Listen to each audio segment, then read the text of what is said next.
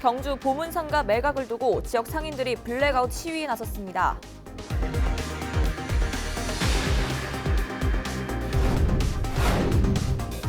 우리나라에서 두 번째로 인구수가 가장 적은 영양군의 인구 문제를 함께 논의하기 위해 영양군민 200여 명이 한자리에 모였습니다. 내년 중 개교를 목표로 영천에 건립 중인 한국폴리텍대학의 개교 일정이 또다시 늦춰졌습니다.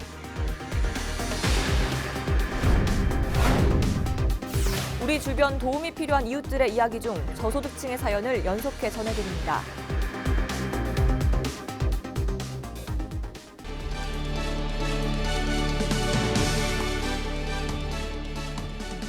여러분 안녕하십니까? 헬로티비 뉴스 대구 경북입니다. 얼마 전 경주 보문상가 매각 소식 전해드렸는데요. 새 주인 모다아울렛 운영사 모다이노칩이 복합 쇼핑몰 조성 계획을 세우고 있는 것으로 알려지면서 지역 상인들의 반발이 거셉니다. 박은경 기자입니다. 영업이 한창이어야 할 시각 경주 중심상가 상인들이 가게 불을 끄고 이른바 블랙아웃 시위에 나섰습니다. 인근 보문상가 새 주인이 모다아울렛 운영사인 모다이노칩으로 바뀌면 기존 상권이 붕괴될 수 있다는 우려 때문입니다. 모다이노칩은 보문상가 일대 축구장 6배 규모 부지에 복합 쇼핑몰을 조성할 것으로 알려졌습니다. 의류뿐만 아니라 식음료 그리고 생활용품 이런 것들이 한 350개 정도의 점포가 들어올 수 있습니다. 평수가 워낙 넓다 보니까. 그래서 그렇게 되면 저희 중심상가만 피해를 입는 게 아니라 그와 관련된 경주에 있는 소상공인들이 전체가 다 피해를 입고. 상인들은 지난 2013년 이미 10km 거리에 천북 모다 아울렛이 들어서면서 매출이 40% 이상 줄었고 400여 개 점포 중 100여 개가 문을 닫았다며 매각 철회를 요구하고 있습니다. 봄은 관광단지 조성 취지에 맞게 관광, 문화, 레저 등 특화된 콘텐츠를 가진 기업에 매각하든지 면세점이나 명품관을 유치해 지역 상인들과 상생할 수 있는 길을 열어달라는 겁니다. 이에 대해 경북문화관광공사는 아직 계약이 진행 중이고 아무것도 결정된 건 없다는 입장입니다.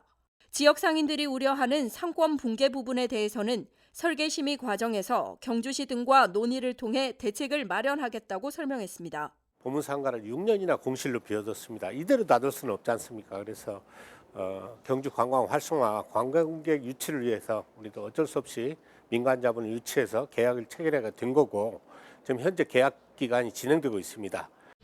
모다이노칩은 내년 초까지 잔금을 납부하고 관광공사로부터 소유권을 넘겨받아 본격적인 세단장에 들어갈 계획인 가운데 지역 상인들의 반발은 더 거세질 것으로 보입니다. 헬로티비 뉴스 박은경입니다. 전국적으로 인구 감소 문제가 심각하죠. 특히 농촌은 상황이 더 어려운데요.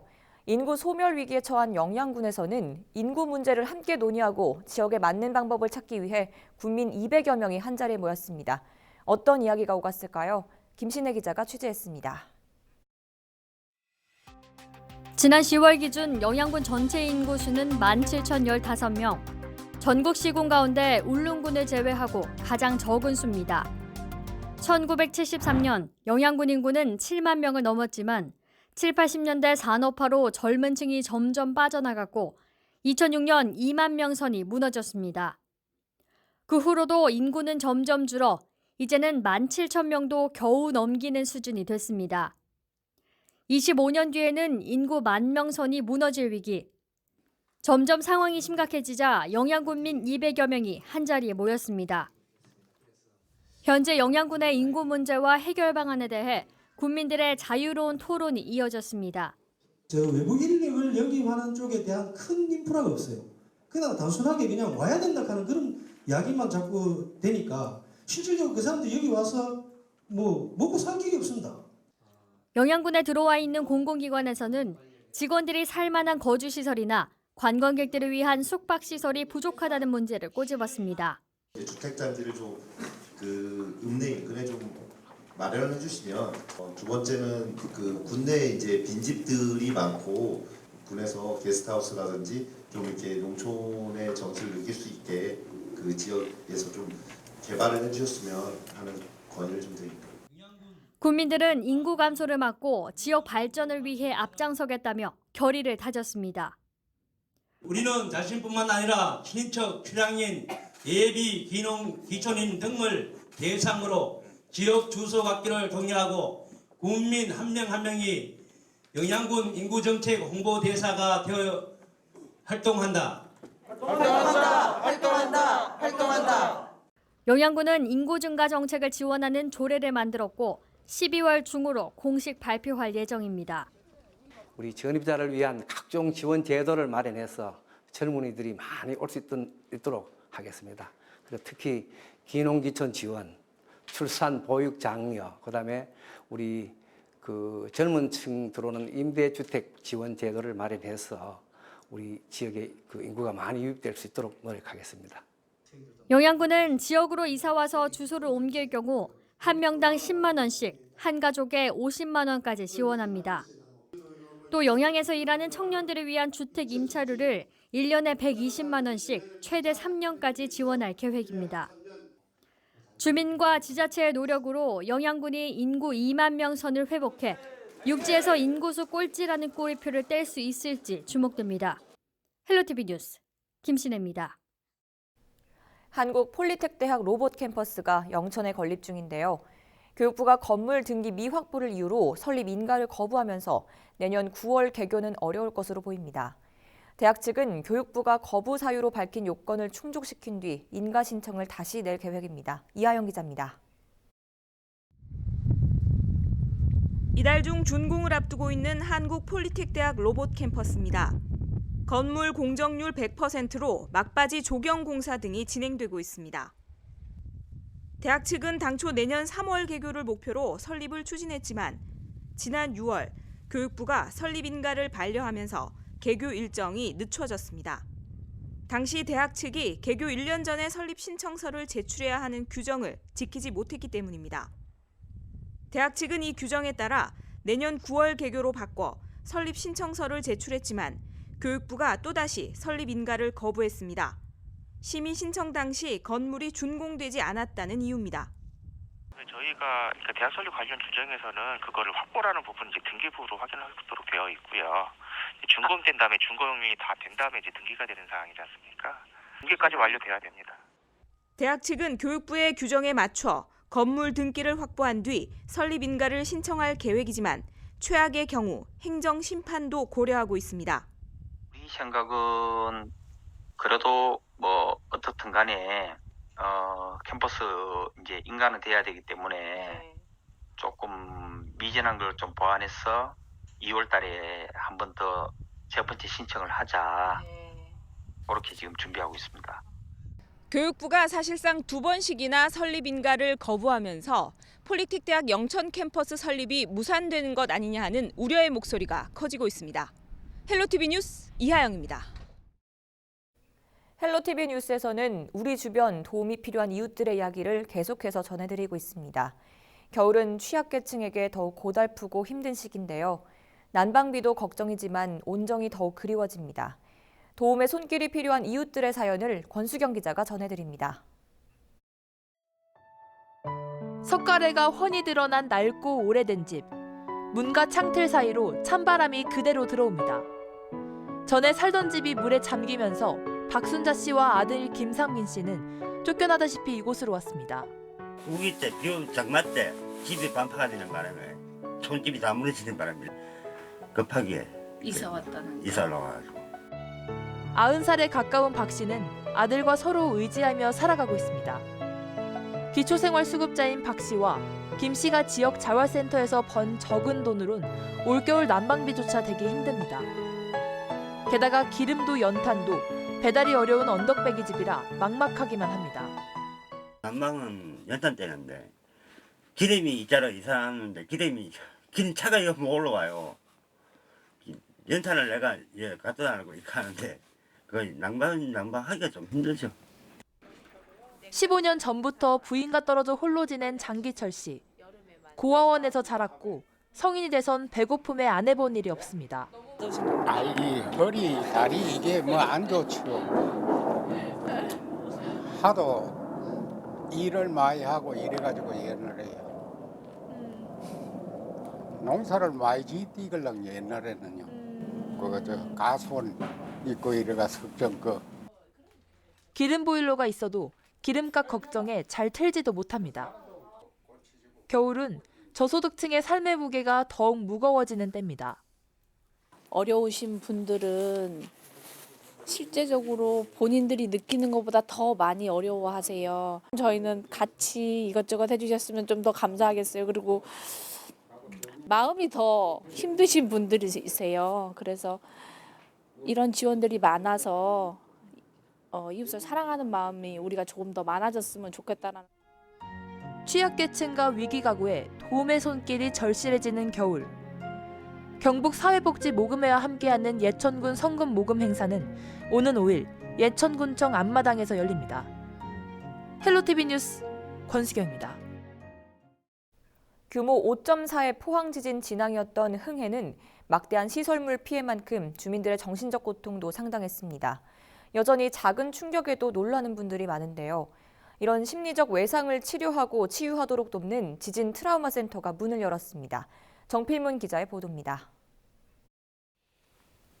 규모 5.4의 강진이 발생한 지 2년, 진앙지였던 흥해 주민들에겐 당시 기억이 아직도 생생합니다. 심각한 건 큰 소리만 나면 화들짝 놀라고 몸이 떨릴 정도의 불안감이 여전하다는 점입니다. 흥해 주민들은 전부 다 이 트라우마가 있습니다. 지진 이후에 저희들이 어디 이렇게 뭐 큰 차가 지나간다든가 하면은 가슴이 벌컹벌컹해요. 그래서 진짜 그 우울증 약도 먹게 되고 그 알게 모르게 전부 다 정신적으로도. 이 같은 심리적 외상을 전문적인 치유를 통해 극복할 수 있는 지진 트라우마 센터가 흥해에 문을 열었습니다. 국비 등 9억 2천만 원이 투입된 지진 트라우마 센터는 정신건강 전문 인력 8명이 상주하면서 상담과 맞춤형 치유 지원에 나섭니다. 스트레스 지수를 측정하고 조절하는 시스템과 심리 안정에 도움이 되는 최신 시설들이 갖춰졌습니다. 이 편안한 거 상담을 받으니까 마음이 우선적으로 내 마음에 좀 위안이 되는 것 같아요. 앞으로 여기 센터를 이용해서 한번 치료를 한번 받아보려고. 전국의 각종 트라우마 센터는 많이 있지만 자연재난으로 인한 상처를 치유하는 지진 트라우마 센터가 구축되기는 포항이 처음입니다. 트라우마 센터는 우선 고위험군을 대상으로 전문 치유 캠프를 운영하고 명상 치유와 가족 캠프 등 다양한 프로그램을 운영할 계획입니다. 연대감, 실제로 이 연대감이 갖는 치유력에 대해서는 검증이 어느 정도 돼 있습니다. 그래서 그런 어떤 연대감의 핵심이나 허브 같은 역할을 우리 센터가. 포항시는 현재 지진에 초점을 맞춰 2년 기한으로 센터가 운영되는 것과 관련해 센터 건물을 따로 짓고 영구적으로 운영할 수 있도록 정부에 건의하고 있습니다. 국회 통과를 앞둔 지진특별법에 이 같은 내용이 반영돼 있기 때문에 충분히 가능하다는 판단입니다. 앞으로 정식 센터가 개소하게 되면은 우리 포항 지진 관련 트라우마 환자들뿐만 아니라 전국 최초의 지진 트라우마 치유 센터로서 전국에 있는 모든 지진 관련 트라우마 환자를 치유할 수 있는 그런 중요한 기관으로 성장할 것입니다. 재산상의 피해는 물론 심리적으로도 큰 스트레스와 피로감을 남겼던 포항 강진. 지진 트라우마 센터 설치는 자연재난으로 인한 피해를 서서히 극복해 나가는 상징적인 의미를 가질 것으로 보입니다. HCN 뉴스 정필문입니다.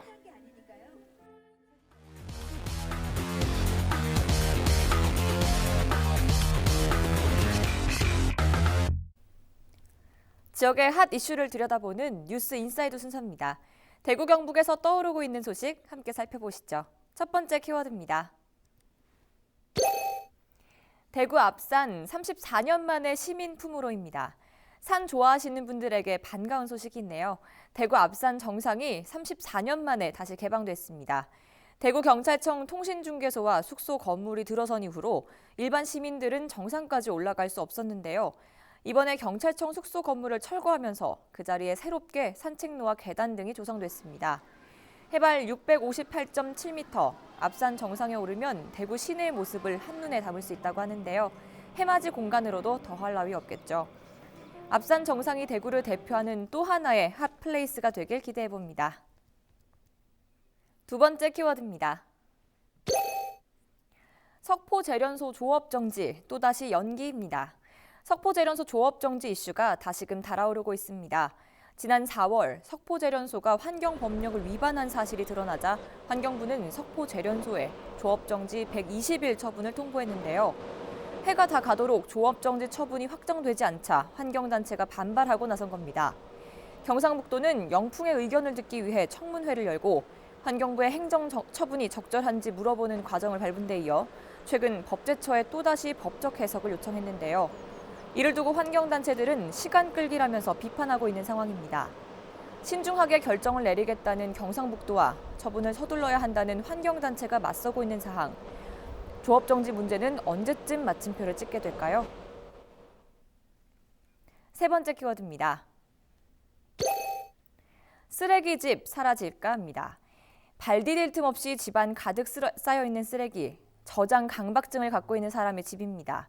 저장 강박증은 쓰지 않는 물건, 심지어 쓰레기까지 마치 보물처럼 여기면서 모으는 일종의 정신질환인데요. 주로 사회적이나 고립된 노인이나 소외계층에서 많이 나타납니다.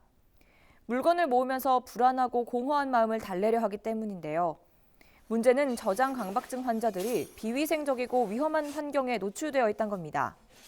악취 때문에 주변 이웃들도 이만저만 불편한 게 아닌데요. 저장 강박증 문제를 해결하기 위해 행정기관에서 나섰습니다. 수성구 의회가 대구에서 최초로 저장 강박 지원 조례 제정을 추진하고 있는데요. 저장 강박증 환자의 집을 치워주는 것은 물론 집중 관리가 필요한 주민들을 지속적으로 모니터링하면서 계속 지원 관리하는 내용을 담고 있습니다. 저장 강박증 환자들은 스스로 행동을 바꾸기 힘든 경우가 많은데 이번 조례가 많은 도움이 되었으면 하는 바람입니다. 지금까지 뉴스 인사이드였습니다.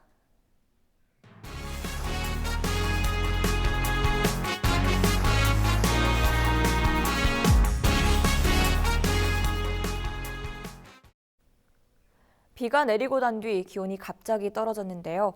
이럴 땐 한랭 질환에 걸리지 않게 신경 써야 합니다. 대표적인 한랭 질환으로는 저체온증과 동상, 동창 등을 꼽을 수 있는데 지난해 12월부터 올해 2월 말까지 한랭 질환에 걸린 사람은 모두 404명으로 이 가운데 10명이 사망했습니다. 연령별로 보면 65세 이상 노인 환자가 전체 한랭 질환자의 44%로 나이가 많을수록 저체온증 같은 중증 한랭 질환에 걸리는 경우가 많았습니다. 한랭 질환을 예방하기 위해선 외출 시 모자와 장갑 등을 챙기고 과음과 무리한 운동 등은 피하는 것이 좋습니다. 가이드를 폭행한 혐의를 받고 있는 경북 예천군의회 박종철 전 의원의 항소가 기각됐습니다. 대구지방법원은 검찰과 박 전 의원 측의 항소를 모두 기각하고 원심과 같은 벌금 300만 원형을 선고했습니다. 박 전 의원은 지난해 12월 캐나다 토론토 해외 연수 중 폭행 등의 혐의로 권도식 전 의원과 재판에 넘겨졌다가 의회에서 제명돼 현재 항소심을 진행하고 있습니다. 대구시는 내년에 활동할 시민 시내버스 모니터 요원을 모집합니다. 요원들은 친절한 기사나 안전수칙을 잘 지킨 우수 사례를 뽑는 한편 난폭 운전 등 안전에 위협을 느꼈던 사례나 불편한 사항을 지적해 버스 서비스 질을 높이게 됩니다. 평소 시내버스를 주로 이용하고 인터넷을 사용할 수 있는 19세 이상 시민이면 지원이 가능합니다. 노선별로 2~3명씩 총 300여 명을 선발하며 분기당 교통비 3만 원이 주어집니다. 오는 13일까지 대구시청 홈페이지에서 신청할 수 있으며 선정 결과는 26일 발표합니다. 우리 지역의 이슈 콕 짚어봅니다. 헬로 이슈 토크. 지역의 이슈를 알아보는 시간, 헬로 이슈 토크 함께합니다. 70년 역사를 간직한 북성로의 옛 모습이 사라질 위기에 처했습니다. 재개발과 도시재생 사업의 여파로 갈 길을 잃었다는 지적인데요. 이 시간 이슈 토크에서는 보존과 개발의 갈림길에 놓인 북성로의 상황 짚어보겠습니다. 기화서 경안신학대학원대학교 커뮤니티 정책학과 교수 그리고 천용길 뉴스민 편집장과 함께합니다. 두 분 어서 오세요. 네, 안녕하십니까. 네, 안녕하십니까. 먼저 북성로 하면 대구를 대표하는 근대 골목인데 살아있는 박물관으로 불리고 있지 않습니까? 그렇죠. 먼저 위치가요. 많은 분들이 알고 계시겠지만 대구 시내를 동서남북으로 나눠보면 네. 그 유명한 동성로, 동쪽에 네. 있으니까 동성로, 그리고 북쪽에 위치한 곳이 북성로입니다. 네. 그 중간에 이제 이 서문시장이 위치한 곳이 이제 서쪽 서성로라고 표현을 하는데 네. 이 북성로는 그야말로 1930~40년대 일제강점기 시대는 많은 그 이 문인들도 모여들었고 여기에서 그런 망향의 서러움 그리고 또 국가를 잃은 서러움 뭐 이런 걸 또 문학으로 표현한 곳이기도 하고 네. 그러다 보니 그 당시에는 다방이라고 그러죠. 네. 다방, 뭐 캬바레 이런 것들도 좀 모여 있었고 그리고 해방 이후에 이제 한국 전쟁을 거치면서 많은 사람들이 이제 대구로 또 피난을 왔잖아요. 네. 피난을 오면서 또 군수물자들이 미군 그 군수기지에서 흘러나오는 군수물자들이 이제 유통되는 곳이기도 했고 그러면서 이제 각종 기계 공구들을 파는 소위 말 공구상 골목이 형성이 됐었습니다. 네. 바로 이곳이 이 건축물들이요. 보통 한 지어진 지가 한 70년 정도 됩니다. 한 90% 이상이. 네. 이러한 곳이기 때문에 누가 봐도 대구 시내 중심부 어느 곳을 지나봐도 이곳은 대단히 뭔가의 근대 문화 유산적 역사성이 있구나라고 시각적으로 보입니다. 네. 그러니 이제 이런 문제를 오늘 토론하게 되는 거죠. 네. 더욱이 골목 살리기 사업으로 되살아난 한옥 카페나 서점 등이 새로운 명소로 떠오르게 했는데요. 골목 투어도 대표 관광 상품으로 떠오르지 않았습니까? 네, 맞습니다. 그 앞서 우리 기 교수님께서 이야기해 주셨던 네. 이 동성로의 경우에는 번화가로 시민들에게 많이 알려져 있었는데 네. 반면에 이 북성로 일대는 그러니까 공구 골목이라든가 이 영세한 업체들이 들어서 있다 보니까 상대적으로 이 관심에서 좀 멀어져 있었거든요. 네. 그런데 2001년에 이 대학생이었던 권상구 씨를 포함해서 이 거리문화 시민연대라는 단체가 만들어지게 됩니다. 네. 처음에는 대구에 있는 약정골목이 도대체 어떻게 형성이 됐을까 이 궁금증에서 시작해서 약정골목과 지금 대구 근대골목, 이 북성로까지 100일 동안 골목골목을 돌면서 지도를 그려내거든요.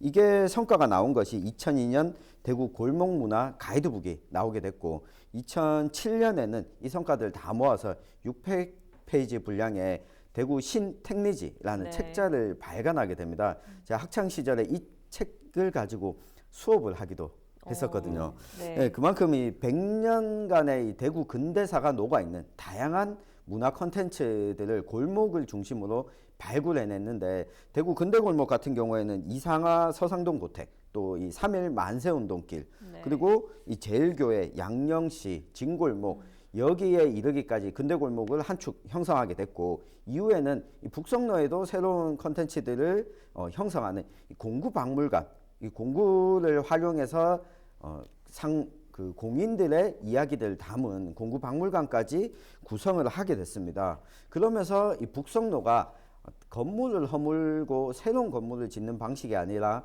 기존에 간직하고 있던 역사와 건축물들을 보존하는 방식으로 도심 재생 사업을 그동안 해왔었거든요. 네. 그래서 2008년 당시에는 이 근대골목 투어에 약 300명이 채 안 되는 관광객이 한 해 동안 방문을 했다면 네. 최근 들어서 지난해에는 벌써 200만 명이 넘는 네. 관광객이 방문하기도 한 아주 대구의 관광 명소로서 자리 잡게 되었습니다. 네. 이 과정에서 보존 가치가 높은 건축물을 기록화하는 작업도 하고 리노베이션 사업도 하게 된 거잖아요. 네, 이제 두 가지죠. 이제 기록 작업과 리노베이션 사업인데 네. 먼저 기록 작업은 2012년도에 중구청에서 중구 일대의 근대 건축 자산들을 실태 조사를 했습니다. 2012년, 13년 두 해에 걸쳐 3차에 걸쳐서 기록 조사를 했죠. 네. 그래서 그야말로 기록물을 남겨놓았죠. 남겨놓는 것도 대단히 중요한데 이 남겨놓은 이 기록물을 어떤 식으로 또 이제 활용하느냐 이런 부분은 이제 그 문재인 정부 들어서 도시재생 뉴딜 사업이라고 그러죠. 이런 네. 것이 전국적으로 굉장히 활발하게 이루어지고 있는데 그런 부분에도 이런 그 건축 자산들 예전의 근대문화유산으로서의 자산들을 어떤 식으로 보존 관리해 나가면서 유리를 할 거냐 네. 지침으로서 또 활용을 하기 위해서 조사는 했었습니다. 네. 그다음 두 번째가 이제 리노베이션 사업. 여기서 말하는 리노베이션은 그 지역을 활성화시키게 되는 여러 가지 사업들, 뭐 행사, 이벤트 이런 걸 얘기하는 건데 몇 가지겠습니다. 2014년부터 이 전반적으로 이제 그 지역의 주민들 방금 우리가 이 얘기해 주셨듯이 젊은 친구들 들어와서 신택리지라든지 이런 이제 가이드북도 만들고 하면서 조금 이제 핫한 지역으로 이제 떠오르다 보니 그 지역에 살고 있는 원주민들 스스로가 참여해서 네. 이 워터 페스티벌, 뭐 대구 덥잖아요. 뭐 이런 네. 페스티벌도 만들고 그다음에 또 이제 이 시각적인 미술과 관련된 공모전도 개최하고 그다음 뭐 말 단위의 또 행사도 하게 되고 그야말로 젊은이 중심의 핫한 플레이스로 핫한 지역으로 떠올랐죠. 네. 그러다 보니까 보통 이제 모든 것도 마찬가지지만 일단 먹고 마시는 것이 없으면 안 됩니다. 그러다 보니 자연스럽게 이렇게 젊은이들이 모여들어서 그야말로 이 좋은 의미의 리노베이션이 이루어지다 보니 지금은 포장마차 같은 먹거리들도 많이 있어요. 그래서 이 서울 지역의 타 지역에서 온 젊은 친구들이 대구에 관광 오면 SNS를 통해서 많이 알려져서 여기를 꼭 들려요. 네. 지금 굉장히 지금 유명한 곳이 되어 있습니다. 네. 네. 이런 북석로 주변으로 재개발과 도시 재생 사업이 진행 중인 건데 어떤 사업인지 좀 살펴볼까요? 네, 지금 북석로 일대를 가보면 이 공사가 한창 진행 중이거든요. 네. 그런데 한쪽에서는 이제 그 재개발 사업이 진행 중입니다. 지상 49층, 지하 4층짜리 이 복합 상가지구가 들어서게 되는데 800여 규모의 주상 복합 건물이 여기에 들어서게 되는 재개발이 진행 중입니다. 지난 5월에 대구시 건축위원회에서 조건부 승인을 받고 이제 공사에 들어갔습니다. 철거 작업이 한창 진행 중인데요. 네. 문제는 이 한쪽에서는 건물을 새롭게 짓는 이 고층 재개발 사업이 진행 중인데 또 한쪽에서는 기존 건물들을 재활용하는 도심 재생 사업이 함께 진행 중이거든요. 네. 중구청이 오늘 2023년까지 5년 동안 이 300억 원을 투자해서 북석로 일대의 도시 재생 사업을 추진하고 있는데 네. 이 내용을 좀 살펴보면 이 북석로 일대의 청년 창업 클러스터 그리고 역사 생활가로 북석로 투어 스테이션 또 문화 플랫폼 도시로서 이 북석로의 기능을 브랜드화 시키겠다. 마을 사랑방까지 이렇게 조성을 해서 도심 재생 사업을 진행 중인데 한켠에서는 재개발이 진행 중이고 이러다 보니까 한편으로는 도대체 북석로의 정체성이 뭐냐 네. 이런 이야기가 지금 나오고 있습니다. 네. 중구청의 도시재생 사업은 4월에 용역을 발주해서 7월에 활성화 보고회를 열었고 대구시는 재개발 승인을 9월에 했단 말이죠. 문제는 재개발 격에 중구청으로부터 리노베이션 사업을 지원받은 곳이 일부 포함됐다는 것이 아니겠습니까? 네네, 이제 핵심적으로 네 곳인데요. 네. 원래 이곳은 2014년부터 해서 중구청이 의미 있는 근대 이 자산으로서 이 건축물에 대해서 약 31곳을 개보수를 했습니다. 예산을 네. 들여서. 개보수를 한다는 건 뭔가요? 그걸 지켜나가자는 것이잖아요. 그런데 그런 가운데에 네 곳을 또 이 지원을 해서 여기가 좀 활성화되도록 해왔는데 네. 여기가 좀 흘리게 될 지금 가능성이 굉장히 큰 거죠. 네. 이곳에는 가장 더 핵심적으로 지금 뭐 많은 사람들이 이제 미디어를 통해서 많이 알려져 있습니다. 이미 언젠가요? 오래됐죠. 일제강점기 시절이죠. 지금 현재 이제 이공주라고 하는 피아니스트 분, 꽤 네. 많은 활동을 하는 분인데 그분의 이제 아버지 이제 이상근님께서 이제 운영해오던 백조다방이라는 것을 네. 이제 카페로 이제 만들었고.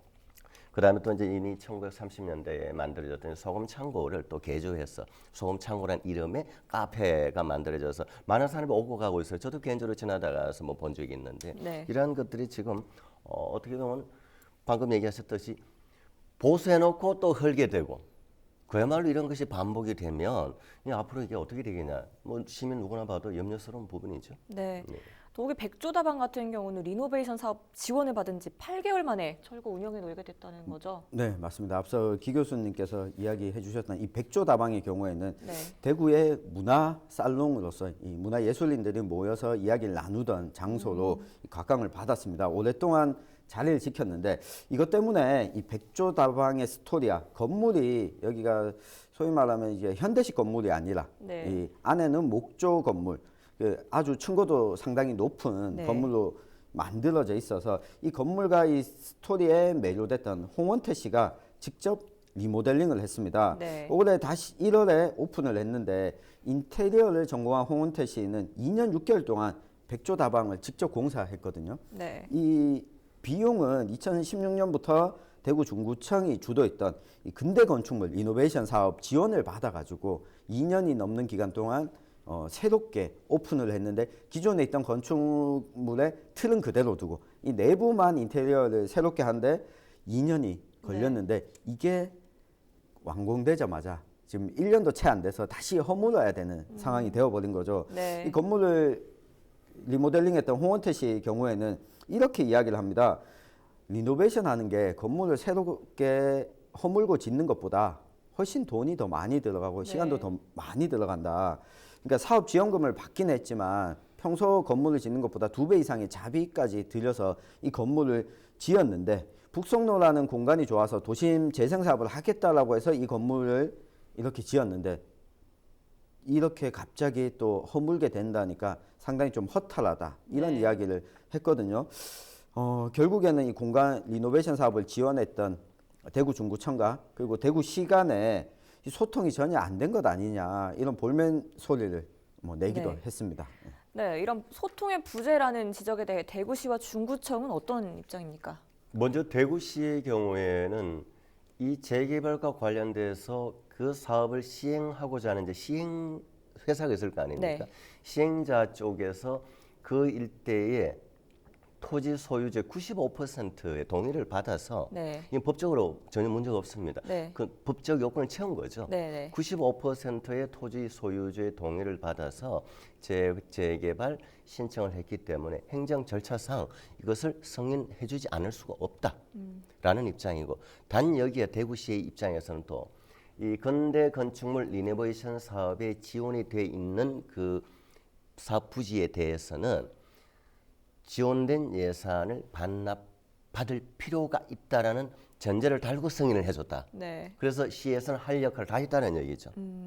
근데 여기서 문제는 근대 건축물 리노베이션 사업에 지원된 곳에 대해서는 지원된 예산을 반납받을 필요가 있다라고 하는 것은 반납받아야 한다가 아니고 그거는 중구청에서 자체 판단하라는 얘기예요.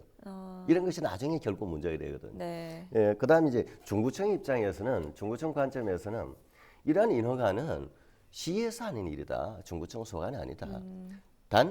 그러나 중구청 입장에서는 이러한 이 도시재생 뉴딜 사업 같은 이런 것이 많이 이루어지고 있기 때문에 도시경관 차원에서 이 통합적인 디자인 매뉴얼을 만들어서 그걸 적용하도록 아파트가 들어서더라도 그러한 매뉴얼을 가능하면 적용하도록 이 사업체 쪽과 얘기를 하고 있고 또 전달해 놓고 있다라고 나름 할 역할을 했다라고 하는 입장이죠. 네.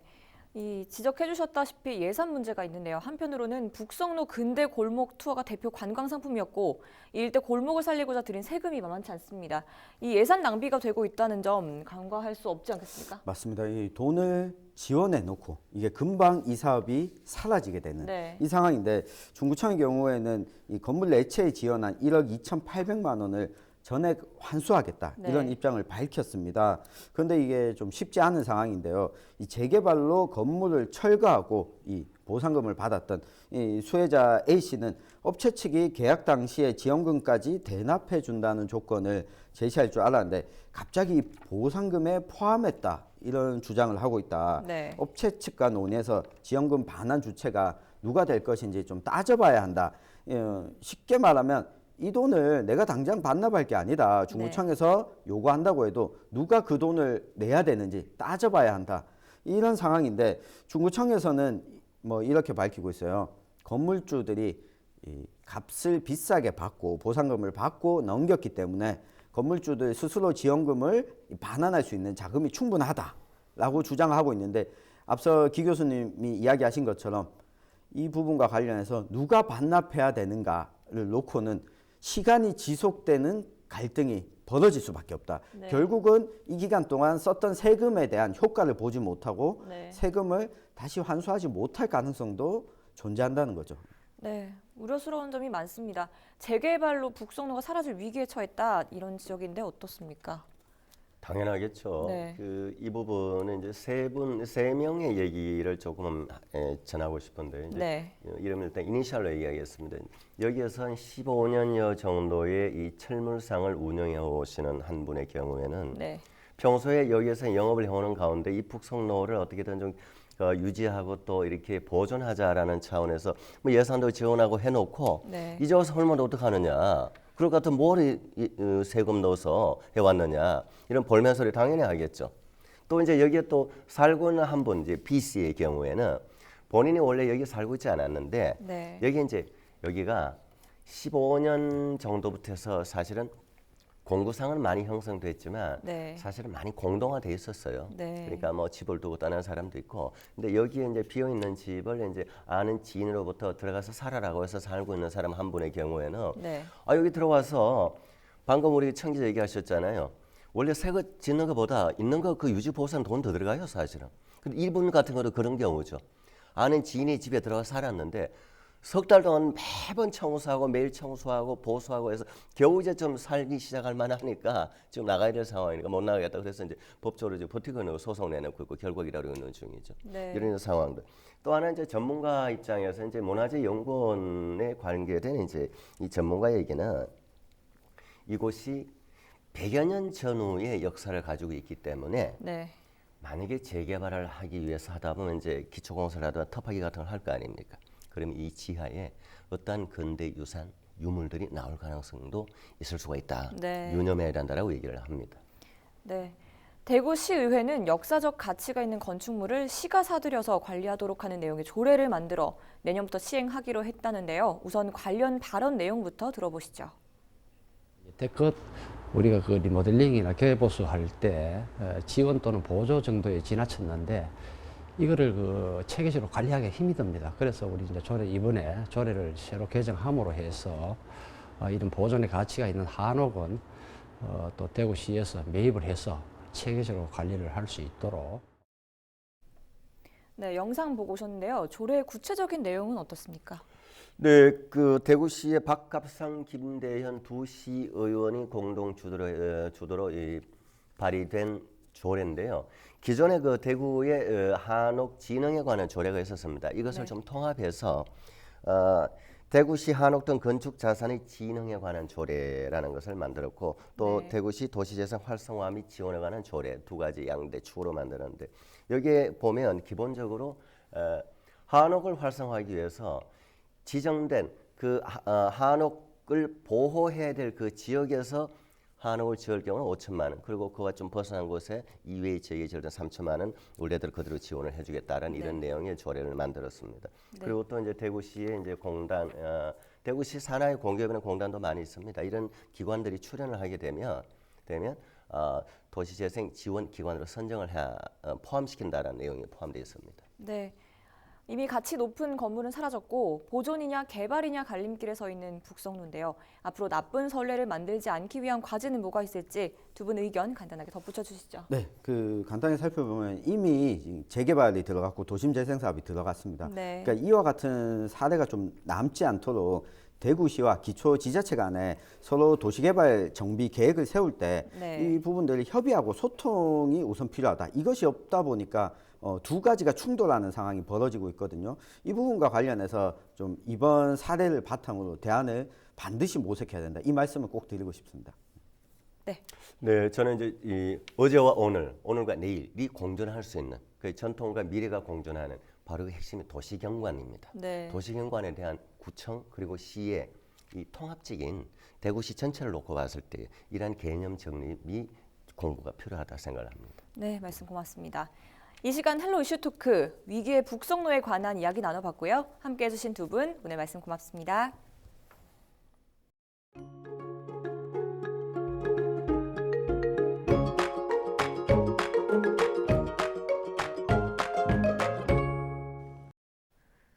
화요일 우리 지역은 아침 기온이 급격히 떨어져 춥고 경북 북부 내륙 곳곳에는 눈이 오겠습니다. 자세한 날씨 전해드립니다. 3일 화요일 날씨입니다. 아침 기온이 급격히 떨어져 전 지역이 영하권에서 출발하겠습니다. 우리 지역 아침 기온은 영하 5도, 한낮 최고 기온은 6도가 예상됩니다. 옷차림을 단단히 하셔서 건강관리에 각별히 신경 쓰시기 바랍니다. 오후부터 밤 사이에는 영주와 봉화 등 경북 북부 내륙 지역을 중심으로 눈이 오는 곳이 있겠습니다. 예상되는 눈의 양은 1cm 내외가 되겠습니다. 이 눈이 얼어 미끄러운 곳도 있겠습니다. 교통 안전에 유의하시기 바랍니다. 날씨 정보였습니다. 이상으로 헬로티비 뉴스를 모두 마칩니다. 시청해주신 여러분 고맙습니다.